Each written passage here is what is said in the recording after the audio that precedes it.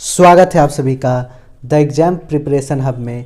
आज की हमारी class marathon GK GS class होगी। आज हम लोग बहुत सारे जीके जीएस करेंगे और ये सारी जीके जीएस कैसा होगा, वन लाइनर होगा। कैसा होगा, वन लाइनर। आज हम लोग बहुत important GK GS general knowledge करेंगे, जनरल अवेयरनेस करेंगे जिसे सामान्य जानकारी कहते हैं हम लोग, वो करेंगे। बहुत सारे जीके जीएस आज हम लोग देखेंगे, वो सभी जीके जीएस वन लाइनर होगी। क्या होगी, वन लाइनर। तो चलिए शुरुआत करते हैं आज की हमारी क्लास का। ये क्लास आपको सभी प्रतियोगी परीक्षाओं के लिए उपयोगी होगी, जिसमें जीके जीएस से प्रश्न पूछे जाते हैं। तो चलिए स्टार्ट करते हैं पहला प्रश्न से। तो शुरुआत करते हैं पहला प्रश्न से। तो पहला प्रश्न है, नर्मदा बचाओ आंदोलन के प्रणेता कौन थे? तो बताएं, नर्मदा बचाओ आंदोलन के प्रणेता कौन थे? तो मेधा पाटेकर नर्मदा बचाओ आंदोलन के प्रणेता थे। अगला प्रश्न है, विश्व पर्यावरण दिवस कब मनाया जाता है? विश्व पर्यावरण दिवस याद रखिएगा आप लोग, 5 जून को मनाया जाता है। ठीक है, आगे अगला प्रश्न देखेंगे, पृथ्वी दिवस कब मनाया जाता है? तो पृथ्वी दिवस 22 अप्रैल को मनाया जाता है। ठीक है, याद रखिएगा, नर्मदा बचाओ आंदोलन मेधा पाटेकर, विश्व पर्यावरण दिवस 5 जून, पृथ्वी दिवस 22 अप्रैल। ठीक है, चलिए आगे बढ़ते हैं। अगला प्रश्न देखेंगे, तंबाकू निषेध दिवस कब मनाया जाता है? तो बताएं, तंबाकू निषेध दिवस कब मनाया जाता है? तो तंबाकू निषेध दिवस 31 मई को मनाया जाता है। आगे बात करेंगे, पारिस्थितिकीय विज्ञान केंद्र कहाँ है? तो बताएं, पारिस्थितिकीय विज्ञान केंद्र कहाँ स्थित है? तो पारिस्थितिकीय विज्ञान केंद्र बेंगलुरु में स्थित है। कहाँ? बेंगलुरु में। ठीक है, आगे बात करेंगे, भारतीय वन्य प्राणी संस्थान कहाँ स्थित है? तो भारतीय वन्य प्राणी संस्थान देहरादून में स्थित है। तो याद रखिएगा, तंबाकू निषेध दिवस 31 मई, पारिस्थितिकीय विज्ञान केंद्र बेंगलुरु, भारतीय वन्य प्राणी संस्थान देहरादून में स्थित है। ठीक है, आगे बात करेंगे हम लोग। अगला प्रश्न देखेंगे, भारतीय वन प्रबंधन संस्थान। तो बताएं, भारतीय वन प्रबंधन संस्थान कहाँ स्थित है? तो याद रखिएगा, भारतीय वन प्रबंधन संस्थान भोपाल में स्थित है। ठीक है, कहाँ स्थित है? भोपाल में। आगे बात करेंगे, पोषण का राष्ट्रीय संस्थान कहाँ स्थित है? तो पोषण का राष्ट्रीय संस्थान हैदराबाद में स्थित है। ठीक है, आगे बढ़ते हैं हम लोग। अगला प्रश्न देखेंगे, भारत का वन्य जीव संस्थान कहाँ स्थित है? तो बताएं, भारत का वन्य जीव संस्थान देहरादून में स्थित है। ठीक है, ये सारे प्रश्न आज जितने भी प्रश्न करेंगे वन लाइनर है। मैराथन क्लास है, आप लोग शुरू से अंत तक देखें और अपने जीके जीएस को और मजबूत करें। ठीक है, हमारे चैनल पर ये सीरीज़ चल रही है जीके जीएस से, आप डेली प्रैक्टिस कर सकते हैं और अपने जीके जीएस को और मजबूत कर सकते हैं। ठीक है, आगे बढ़ते हैं हम लोग। आयुर्वेद का राष्ट्रीय संस्थान कहाँ स्थित है? तो बताएं, आयुर्वेद का राष्ट्रीय संस्थान कहाँ स्थित है? तो आयुर्वेद का राष्ट्रीय संस्थान जयपुर में स्थित है। कहाँ स्थित है? जयपुर में। आगे बात करेंगे, किस देश में उसके भौगोलिक क्षेत्र का उच्चतम प्रतिशत वनाच्छादित है? तो बताएं, किस देश में उसके भौगोलिक क्षेत्र का उच्चतम प्रतिशत जो है वनाच्छादित है?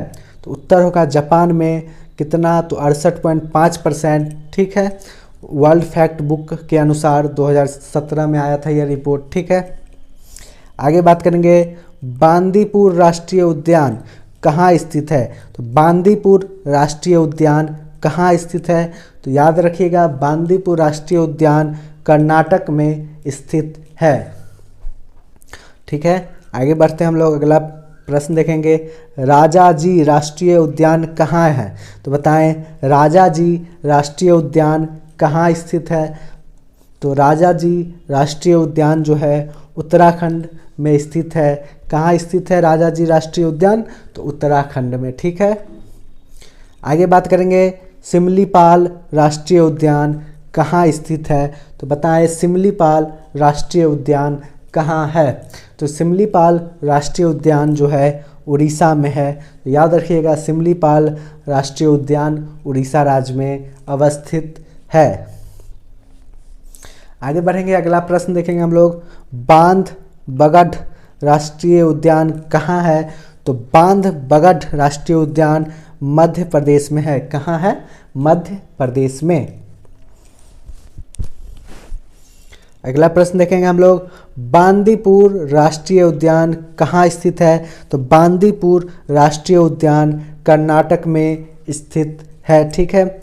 आगे बात करेंगे, रोहला राष्ट्रीय उद्यान कहाँ स्थित है? तो रोहला राष्ट्रीय उद्यान जो है हिमाचल प्रदेश में स्थित है। ठीक है। आगे बात करेंगे, राजाजी राष्ट्रीय उद्यान कहाँ स्थित है? तो राजाजी राष्ट्रीय उद्यान से पहले भी हम बता चुके हैं कहाँ स्थित है, उत्तराखंड में। आगे बात करेंगे, सिमलीपाल राष्ट्रीय उद्यान कहाँ स्थित है? तो सिमलीपाल राष्ट्रीय उद्यान उड़ीसा में स्थित है। आगे बात करेंगे, इंतानकी कहाँ स्थित है? तो इंतानकी नागालैंड में स्थित है। वहीं आगे अगला प्रश्न है, बेतला कहाँ स्थित है? तो बेतला जो है झारखंड में स्थित है। सही जवाब होगा झारखंड। आगे बात करेंगे, सिरोही कहाँ स्थित है? तो सिरोही जो है मणिपुर में स्थित है। याद रखिएगा, सिरोही मणिपुर में स्थित है। अगला प्रश्न देखेंगे, दाची गाम कहाँ स्थित है? तो दाची गाम जो है जम्मू कश्मीर में स्थित है। वही पापीकोंडा कहाँ स्थित है? तो याद रखिएगा, पापीकोंडा जो है आंध्र प्रदेश में स्थित है। ठीक है। आगे बात करेंगे, सरिस्का स्थित है। तो सरिस्का कहाँ स्थित है? तो सरिस्का राजस्थान में स्थित है। ठीक है।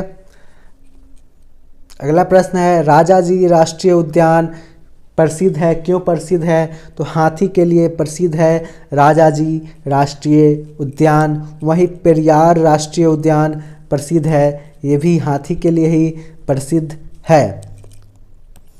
आगे बात करेंगे, मानस राष्ट्रीय उद्यान प्रसिद्ध है। तो मानस राष्ट्रीय उद्यान भी जो है हाथी के लिए ही प्रसिद्ध है। ठीक है। आगे बात करें हम लोग, अगला प्रश्न देखेंगे, बहुत इम्पोर्टेंट प्रश्न है ये, गिर वन सेंचुरी कहाँ स्थित है? तो गिर वन सेंचुरी जो है गुजरात में स्थित है। कहाँ स्थित है गिर वन? तो गुजरात में। आगे बढ़ते हम लोग, भरतपुर सेंचुरी कहाँ स्थित है? तो याद रखिएगा, भरतपुर सेंचुरी जो है राजस्थान में स्थित है। आगे बढ़ते हैं, अगला प्रश्न, बांधवगढ़ सेंचुरी कहाँ स्थित है? तो बताएं बांधवगढ़ सेंचुरी कहाँ स्थित है? तो सभी बच्चे याद रखिएगा, बांधवगढ़ सेंचुरी मध्य प्रदेश में स्थित है। वही दाची गांव वन्यजीव अभयारण्य कहाँ स्थित है? तो दाची गांव वन्यजीव अभयारण्य जो है जम्मू एवं कश्मीर में स्थित है। अगला प्रश्न है, केवलादेव घाना पक्षी अभयारण्य कहाँ स्थित है? तो बताएं केवलादेव घाना पक्षी अभयारण्य कहाँ स्थित है? तो केवलादेव घाना पक्षी अभयारण्य जो है राजस्थान में स्थित है। ठीक है। आगे बात करेंगे हम लोग, कान्हा राष्ट्रीय पार्क कहाँ स्थित है? बहुत इंपॉर्टेंट प्रश्न, कान्हा राष्ट्रीय पार्क कहाँ स्थित है? तो कान्हा राष्ट्रीय पार्क जो है मध्य प्रदेश में स्थित है। अगला प्रश्न ये भी बहुत इंपॉर्टेंट है, काजीरंगा कहाँ स्थित है? तो बताएं काजीरंगा कहाँ स्थित है? तो उत्तर होगा गोलाघाट नवगांव में स्थित है। वहीं कुद्रेमुख कहाँ स्थित है? तो कुद्रेमुख जो है चिकमंगलूर में स्थित है। कहाँ स्थित है कुद्रेमुख? तो चिकमंगलूर में। अगला प्रश्न देखेंगे हम लोग, साइलेंट वैली कहाँ स्थित है? तो बताएं साइलेंट वैली कहाँ स्थित है? तो साइलेंट वैली जो होगा पालघाट में स्थित है। कहाँ स्थित है? पालघाट में। अगला प्रश्न देखेंगे, पेंच घाटी कहाँ स्थित है? तो पेंच घाटी नागपुर में स्थित है। याद रखिएगा आप लोग, पेंच घाटी नागपुर में स्थित है। अगला प्रश्न है, बांदीपुर राष्ट्रीय पार्क प्रसिद्ध है। तो बताएं बांदीपुर राष्ट्रीय पार्क किस लिए प्रसिद्ध है? तो याद रखिएगा आप लोग, बांदीपुर राष्ट्रीय पार्क जो है सर बाघ अभयारण्य है, बाघ के लिए प्रसिद्ध है। आगे बात करेंगे, काजीरंगा राष्ट्रीय पार्क प्रसिद्ध है। तो बताएं काजीरंगा राष्ट्रीय पार्क जो है किसके लिए प्रसिद्ध है? तो उत्तर होगा एकल श्रृंग गैंडा के लिए। एकल श्रृंग, एक सींग वाला गैंडा के लिए काजीरंगा राष्ट्रीय पार्क प्रसिद्ध है। ठीक है। अगला प्रश्न है, सुंदरवन प्रसिद्ध है। तो सुंदरवन किस लिए प्रसिद्ध है? जैव मंडल के लिए एवं बाघ के लिए। क्या के लिए? बाघ के लिए। ठीक है। अगला प्रश्न है, काजीरंगा राष्ट्रीय उद्यान कहाँ स्थित है? बहुत इंपॉर्टेंट प्रश्न। काजीरंगा राष्ट्रीय उद्यान जो है असम में स्थित है। याद रखिएगा आप लोग, काजीरंगा राष्ट्रीय उद्यान असम में स्थित है। आगे बढ़े हम लोग, अगला प्रश्न देखेंगे, कॉर्बेट राष्ट्रीय उद्यान कहाँ स्थित है? तो कॉर्बेट राष्ट्रीय उद्यान कहाँ स्थित है? उत्तर होगा उत्तराखंड। कॉर्बेट राष्ट्रीय उद्यान उत्तराखंड में स्थित है। अगला प्रश्न है, बांदीपुर राष्ट्रीय उद्यान कहाँ स्थित है? तो बांदीपुर राष्ट्रीय उद्यान कर्नाटक में स्थित है। कहाँ स्थित है? कर्नाटक। अगला प्रश्न देखेंगे, काजीरंगा राष्ट्रीय उद्यान में मुख्य संरक्षित वन पशु है। तो बताएं काजीरंगा जो राष्ट्रीय उद्यान है उसमें कौन सा पशु संरक्षित किया गया है? तो उत्तर होगा गैंडा। क्या होगा? गैंडा। आगे बढ़ते हैं, अगला प्रश्न देखेंगे हम लोग, गिर राष्ट्रीय उद्यान में मुख्य संरक्षित वन पशु है। तो बताएं गिर राष्ट्रीय उद्यान में मुख्य रूप से किस पशु को संरक्षित किया गया है? तो याद रखिएगा आप लोग, शेर को। किसे?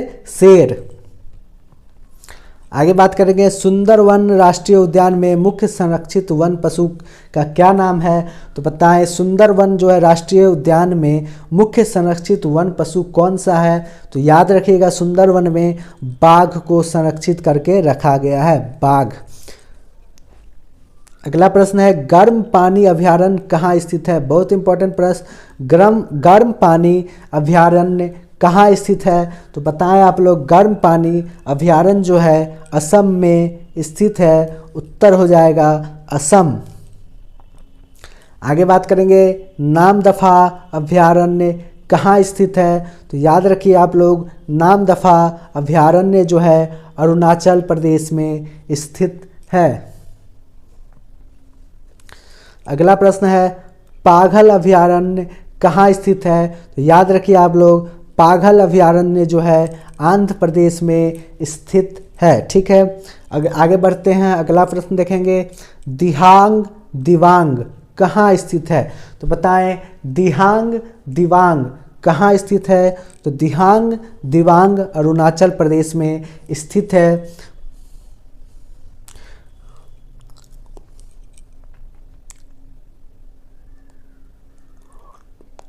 आगे बढ़ते हम लोग, अगला प्रश्न देखेंगे, नवाबगंज पक्षी विहार कहाँ स्थित है? तो नवाबगंज पक्षी विहार उन्नाव में स्थित है। ठीक है। आगे बढ़ते हैं, अगला प्रश्न देखेंगे, ओखला पक्षी विहार कहाँ स्थित है? तो बताएं ओखला पक्षी विहार कहाँ स्थित है? तो याद रखिएगा आप लोग, ओखला पक्षी विहार गाजियाबाद में स्थित है। उत्तर हो जाएगा गाजियाबाद। अगला प्रश्न है, समसपुर पक्षी विहार कहाँ स्थित है? तो समसपुर पक्षी विहार जो है रायबरेली में स्थित है। तो याद रखिएगा, समसपुर पक्षी विहार रायबरेली में स्थित है। अगला प्रश्न देखेंगे, प्रथम विश्व जलवायु सम्मेलन आयोजित हुआ। तो बताएं प्रथम विश्व जलवायु सम्मेलन किस ईस्वी में कब आयोजित किया गया? तो याद रखिएगा प्रथम विश्व जलवायु सम्मेलन जो है 1979 अर्थात 1979 ईस्वी को आयोजित किया गया। अगला प्रश्न है महू अटाई कहाँ स्थित है? तो याद रखिएगा महू अटाई जो है पलामू में स्थित है। महू अटाई पलामू में स्थित है।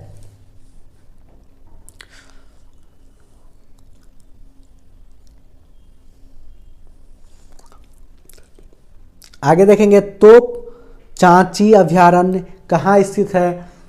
तो बताएं आप लोग तोप चांची अभयारण्य कहाँ स्थित है? उत्तर होगा धनबाद। तोप चांची अभयारण्य जो है धनबाद में स्थित है। आगे हम लोग बात करेंगे उद्धव पक्षी विहार कहाँ स्थित है? तो बताएं उद्धव पक्षी विहार कहाँ स्थित है? उत्तर याद रखिएगा आप लोग उद्धव पक्षी विहार साहेबगंज में स्थित है। अगला प्रश्न बहुत इंपॉर्टेंट प्रश्न है, प्रथम पृथ्वी शिखर सम्मेलन संबंधित है। तो बताएं प्रथम पृथ्वी शिखर सम्मेलन किसके लिए प्रसिद्ध है, संबंधित है? तो उत्तर होगा एजेंडा 21। एजेंडा 21 के लिए प्रथम पृथ्वी शिखर सम्मेलन संबंधित है।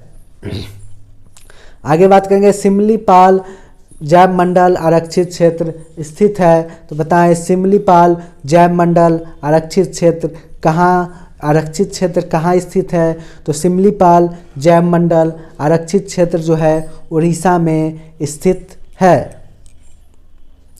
आगे बात करेंगे हम लोग दिहांग दिवांग जैव मंडल आरक्षित क्षेत्र कहाँ स्थित है? तो दिहांग दिवांग आरक्षित जैव मंडल क्षेत्र जो है अरुणाचल प्रदेश में स्थित है। अगला प्रश्न है मानस जैव मंडल आरक्षित क्षेत्र कहाँ स्थित है? तो याद रखिएगा मानस जैव मंडल आरक्षित क्षेत्र असम में स्थित है।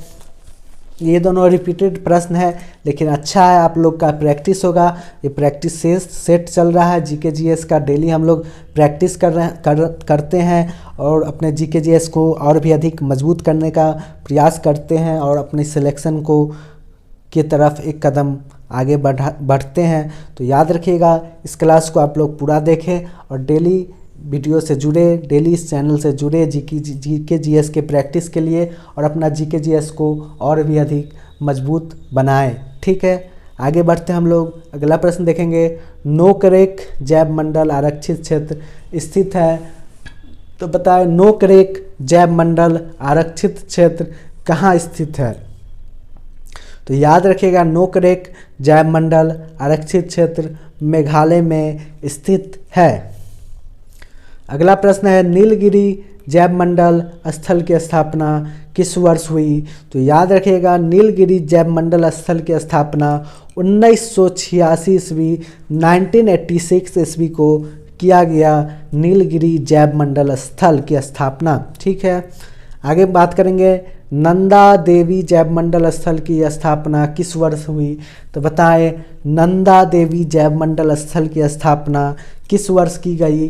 तो याद रखिएगा नंदा देवी जैव मंडल स्थल की स्थापना 1988 ईस्वी को किया गया। ठीक है, अगला प्रश्न है सुंदरवन जैव मंडल स्थल की स्थापना किस वर्ष हुई? तो बताएं सुंदरवन जैव मंडल स्थल की स्थापना किस वर्ष किया गया? याद रखिएगा 1989 अर्थात 1989 को।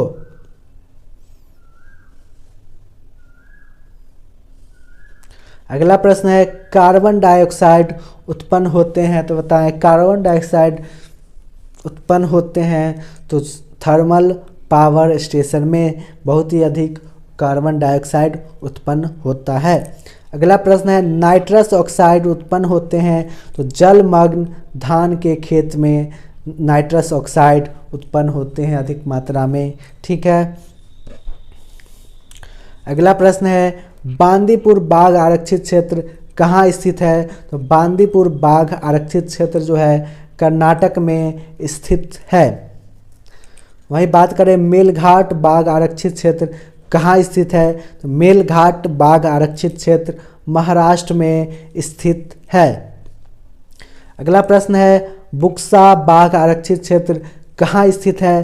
तो याद रखिएगा बुक्सा बाघ आरक्षित क्षेत्र पश्चिम बंगाल में स्थित है। अगला प्रश्न है बांदीपुर टाइगर रिजर्व स्थित है, तो बताएं बांदीपुर टाइगर रिजर्व कहाँ स्थित है? तो याद रखिएगा बांदीपुर टाइगर रिजर्व जो है कर्नाटक में स्थित है। मानस टाइगर रिजर्व कहाँ स्थित है? तो बताएं मानस टाइगर रिजर्व कहाँ स्थित है? उत्तर होगा असम। तो मानस टाइगर रिजर्व जो है असम में स्थित है। अगला प्रश्न है ओजोन से संबंधित है, तो बताएं ओजोन से संबंधित है कौन? तो CFC क्लोरोफ्लोरोकार्बन जो ओजोन को सबसे ज़्यादा क्षति पहुंचाता है, क्लोरोफ्लोरोकार्बन। अगला प्रश्न है रॉकेट ईंधन से संबंधित है, तो रॉकेट ईंधन से संबंधित है केरोसिन तेल। अगला प्रश्न है नामदफा टाइगर रिजर्व कहाँ स्थित है? तो बताएं नामदफा टाइगर रिजर्व कहाँ स्थित है? तो याद रखिएगा नामदफा टाइगर रिजर्व स्थित है अरुणाचल प्रदेश में। अगला प्रश्न देखेंगे महाद्वीपों में से किसका 2011 में जनसंख्या का घनत्व सबसे कम था? तो याद रखिएगा महाद्वीपों में से किस महाद्वीप का 2011 में जनसंख्या का घनत्व सबसे कम था? तो उत्तरी अमेरिका क्या होगा? उत्तरी अमेरिका, जहां 18.6 व्यक्ति प्रति वर्ग किलोमीटर में रहते थे। वहीं बात करें भारत और ब्रिटेन की जनसंख्या में क्या संबंध है? तो भारत और ब्रिटेन की जनसंख्या में जो संबंध है वह है ब्रिटेन की कुल जनसंख्या भारत के नगरों की जनसंख्या से काफ़ी कम है। वहीं अगला प्रश्न है माल्थस के अनुसार जनसंख्या नियंत्रण का सर्वाधिक प्रभावकारी उपाय क्या है? तो बताएं माल्थस के अनुसार जनसंख्या नियंत्रण का सर्वाधिक प्रभावकारी उपाय क्या है? तो जन्म नियंत्रण है। क्या है? जन्म नियंत्रण। अगला प्रश्न देखेंगे जनगणना 2011 के अनुसार पुरुष और स्त्री के साक्षरता के प्रतिशत दरों में न्यूनतम अंतर कहाँ थी? तो कहाँ थी? मेघालय में। कहाँ? मेघालय। वहीं अगला प्रश्न है जनगणना 2011 के अनुसार किस राज्य में महिला साक्षरता न्यूनतम थी? तो याद रखिएगा जनगणना 2011 के अनुसार जिस राज्य में महिला साक्षरता न्यूनतम थी उस राज्य का नाम है राजस्थान, जहां 52.66% साक्षरता दर थी। अगला प्रश्न है एम्पियर का SI मात्रक, धारा का SI मात्रक जो है एम्पियर है। तो याद रखिएगा एम्पियर किससे संबंधित है? तो धारा से। अगला प्रश्न है केसर। तो केसर का पुष्प की वर्तिका का उपयोग किया जाता है। वो आगे बढ़ेंगे हम लोग। अगला प्रश्न देखेंगे उत्तर प्रदेश में प्रारंभिक शिक्षा के लिए स्कूल चलो अभियान कब शुरुआत किया गया? तो या बताएं आप लोग उत्तर प्रदेश में प्रारंभिक शिक्षा के लिए स्कूल चलो अभियान की शुरुआत कब की गई? तो याद रखिएगा 2000 ईस्वी में। अगला प्रश्न है 100 GB है एक, तो बताएं 100 GB क्या है? तो 100 GB उत्पादक है। क्या है? उत्पादक। आगे बढ़ते हैं। अगला प्रश्न देखेंगे परोपजीवी है क्या? तो परोपजीवी उपभोक्ता है। क्या है? उपभोक्ता। अगला प्रश्न है मृतोपजीवी है एक, क्या है मृतोपजीवी? तो विबंधक है। विबंधक। आगे बात करेंगे। अगला प्रश्न है मेसान की खोज किसने की? तो मेसान की खोज हिडेकी युकावा के द्वारा किया गया। मेसान की खोज हिडेकी युकावा ने किया। अगला प्रश्न है पॉजिट्रॉन की खोज किसने की? तो पॉजिट्रॉन की खोज CD एंडरसन एवं UF हेस के द्वारा किया गया। तो याद रखिएगा पॉजिट्रॉन की खोज CD एंडरसन एवं UF हेस के द्वारा किया गया। आगे बढ़ेंगे हम लोग। अगला प्रश्न देखते हैं सूर्य तथा तारों में ऊर्जा उत्पादन का क्या सिद्धांत है? तो सूर्य तथा तारों में ऊर्जा उत्पादन के सिद्धांत क्या है का खोज किसने किया था? तो HA बेथे ने किया था। HA बेथे। अगला प्रश्न है मानव शरीर किसका पाचन करने में असक्षम है? तो याद रखिएगा मानव शरीर सेलुलोज का पाचन करने में असक्षम है। आगे बात करेंगे कौन एक कण है जिसका आविष्कार करने का दावा किया जा रहा है जो अल्बर्ट आइंस्टाइन के सापेक्षवाद सिद्धांत को गलत साबित कर सकता है? तो इसका उत्तर होगा माइक्रोवेव फोटोन का आविष्कार करने का दावा किया जा रहा है। ठीक है। अगला प्रश्न है क्लोरोमाइसेटिन है एक, क्या है? तो क्लोरोमाइसेटिन है टाइफाइड नासी है क्लोरोमाइसेटिन। अगला प्रश्न है क्रिस्टल वायलेट है एक, तो क्रिस्टल वायलेट क्या है? प्रतिरोधी है, क्या है? प्रतिरोधी। आगे बढ़ेंगे हम लोग, अगला प्रश्न देखते हैं क्विनीन है एक, तो बताएं क्विनीन क्या है? तो मलेरिया रोधी है क्विनीन। अगला प्रश्न देखें हम लोग, आगे बढ़ते हैं Indira Gandhi centre for atomic research कहाँ स्थित है? तो Indira Gandhi centre for atomic research जो है कलपक्कम में स्थित है। आगे बढ़ते हैं हम लोग, atomic minerals directorate for exploration and research कहाँ स्थित है? तो atomic minerals directorate for exploration and research स्थित है आपको हैदराबाद में। आगे बढ़ेंगे हम लोग, Saha institute of nuclear physics कहाँ स्थित है? तो Saha institute of nuclear physics जो है कोलकाता अर्थात पश्चिम बंगाल में स्थित है। अगला प्रश्न है कलपक्कम कहाँ है? तो याद रखिएगा कलपक्कम जो है तमिलनाडु में स्थित है। आगे बात करेंगे हम लोग नरोरा का संबंध है, तो बताएं नरोरा का संबंध कहाँ है से है? तो नरोरा का संबंध उत्तर प्रदेश से है। अगला प्रश्न है काकरापार स्थित है, तो काकरापार जो स्थित है कहाँ स्थित है? तो काकरापार गुजरात में स्थित है। वहीं आगे बढ़ते हम लोग, अगला प्रश्न का बात करें तो नरोरा जो है कहाँ स्थित है? तो उत्तर प्रदेश ऊर्जा संयंत्र नरोरा में है। ठीक है। अगला प्रश्न है मद्रास परमाणु ऊर्जा जो है कलपक्कम संयंत्र है। ठीक है।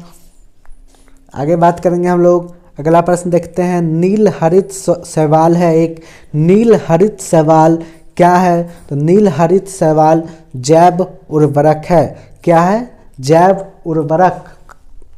आगे बात करेंगे क्रायोसोपा है एक, क्रायोसोपा क्या है? तो माहो नियंत्रण है, क्या है? माहो नियंत्रण।